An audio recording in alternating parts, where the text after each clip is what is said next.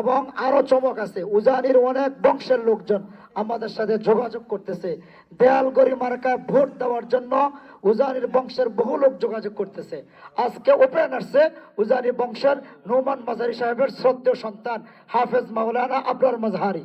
আসসালামু আলাইকুম ওয়া রাহমাতুল্লাহি ওয়া বারাকাতুহু। আপনারা সবাই কেমন আছেন? জোয়ার দেখতে পাচ্ছেন?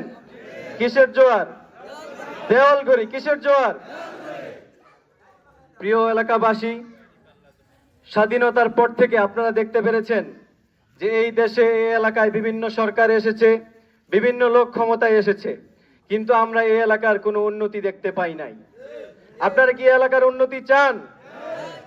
যদি এই এলাকার উন্নতি চান তাহলে আপনাদেরকে দেয়ালঘড়ি মার্কায় ভোট দিতে হবে।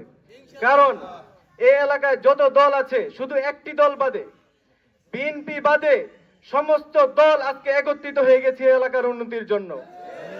আমরা স্বাধীনতার পর থেকে বহুত বাংলাদেশ দেখেছি, আমরা সবুজ বাংলাদেশ দেখেছি, আমরা ডিজিটাল বাংলাদেশ দেখেছি, আমরা নতুন বাংলাদেশ দেখেছি, কিন্তু আমরা ইনসাফের বাংলাদেশ দেখি নাই, আমরা ইসলামের বাংলাদেশ দেখি নাই, আমরা সাম্যের বাংলাদেশ দেখি নাই, আমরা জুলুমের বাংলাদেশ দেখেছি।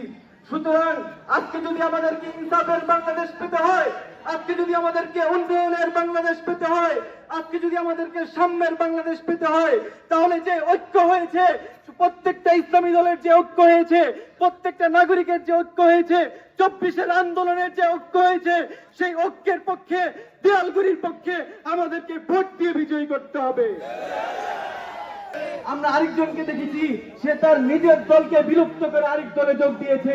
সে জিতার পর যে আপনাদের মাঝে ভেলকিবাজি দেখাবে, সেই গ্যারান্টি কি আছে?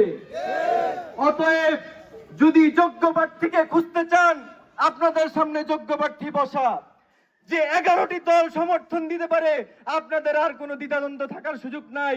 অতএব নিশ্চিন্তে ইনসাফের পক্ষে, ইসলামের পক্ষে, জনগণের পক্ষে, উন্নয়নের পক্ষে দেয়ালগড়িকে ভোট দিয়ে জয়যুক্ত করুন ইনশাআল্লাহ।